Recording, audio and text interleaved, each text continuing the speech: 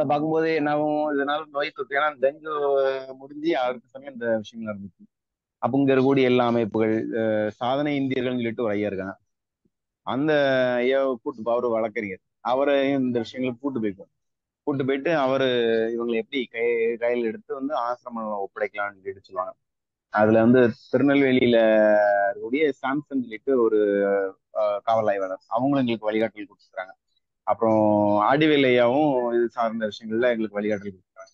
இப்ப இந்த விஷயங்கள்லாம் எடுத்து நாங்க என்ன பண்ணோம்னா, அங்க இருக்கக்கூடிய நபர்கள் 108 எந்த பகுதியில் இருக்குமோ அந்த பகுதியில் உள்ள 108 உதவியோட சேர்ந்து அரசு மருத்துவமனையில் கொண்டு ஒப்படைச்சு அவங்கள வந்து ஓரளவு சரி பண்ணி மருத்துவமனையில வைக்க முடியாது. ஏன்னா கையெல்லாம் வந்து அறுவை சிகிச்சை பண்ணக்கூடிய நிலைகள் இருக்கும். ஆனா அதை சுத்தப்படுத்துறோம் அப்படின்னா கையில இருந்து புழு வர்றது ரொம்ப கொடூரமான ஒரு நபர்களை சந்திச்சிருக்கிறோம். ஆனா அவங்களுமே நாங்க ஒரு 2 நாள் 3 நாள் பார்ப்போம். அதுக்கு அடுத்து பார்த்தோம் அப்படின்னா அவங்கள பார்க்க முடியாது, எங்க போறாங்கன்னு தெரியாது. இது ஒரு 2 3 வருஷமாவே நடந்துச்சு. இப்போ அது வந்து இப்போ கொஞ்சம் குறைஞ்சிருக்கு. இப்போ வட மாநிலத்தில் உள்ள நபர்கள் வந்து இந்த மாதிரியான நபர்கள் வரல. இப்போ மனநலம் பாதிக்கப்பட்டு இல்ல நோய்வாய்ப்பட்டு இருக்காங்கன்னா அது தமிழகத்துல உள்ளவங்க தான் பாக்குறோம்.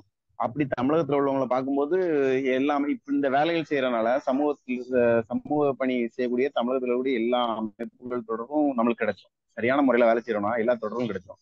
அப்போ தென்காசியில சுரண்டையில ஒரு பொது பணி செய்யறோம், சமூக பணி செய்யறோம். எந்த எப்பேற்பட்ட நபர்களுக்கு என்ன உதவி தேவைனாலும் இந்த வழிகாட்டல்களுக்கு தெரியும் அவங்களுடைய விஷயங்கள் இருக்கு. அதனால அந்த வேலைகள் செய்யறதுக்கு சரியான சூழல்கள் உருவாயிருக்கு. இப்போ அந்த மாதிரியான நபர்கள் யாரும் வழி தவறியோ இல்லை ஏதோ ஒரு நிலைகள் வந்தாங்க அப்படின்னா நம்ம பெரிய அரசு அதிகாரிகளுடைய உதவிகளும் சமூக அமைப்புகளுடைய உதவிகளும் கொண்டு செஞ்சிடும்.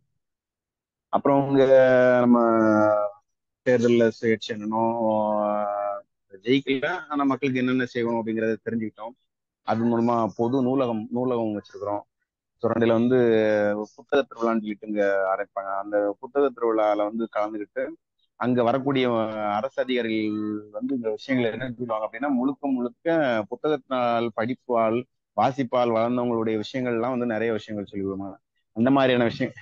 ஆஹ் வணக்கம். அந்த மாதிரியான விஷயங்கள் வரும்போது என்னன்னா, நாங்க வாசிப்பு விஷயத்துக்காக நிறைய பாரதியாருடைய பிறந்தநாளா இருக்கட்டும், இந்த மாதிரி காமராஜருடைய பிறந்தநாளா இருக்கட்டும், இந்த மாதிரியான நாட்கள்ல பேச்சு போட்டி, ஓவிய போட்டி, இந்த மாதிரி கட்டுரை போட்டி எல்லாம் வச்சு அவங்களுக்கு பரிசு கொடுக்குறது. இங்க இருக்கக்கூடிய டியூஷன் இருக்கும், நம்ம ஊர்ல ஒரு 22 டியூஷன் இருக்குன்னா 22 டியூஷன்ல உள்ள பிள்ளைங்களை சொல்லி கூட்டு வந்து அந்த மாதிரியான முயற்சிகள் எடுத்து நிறைய காரியங்கள் போயிட்டே இருக்கு. இன்னும் சொல்லிட்டே போகலாம். அந்த மாதிரி நிறைய காரியங்கள் செஞ்சுட்டு இருக்கோம்.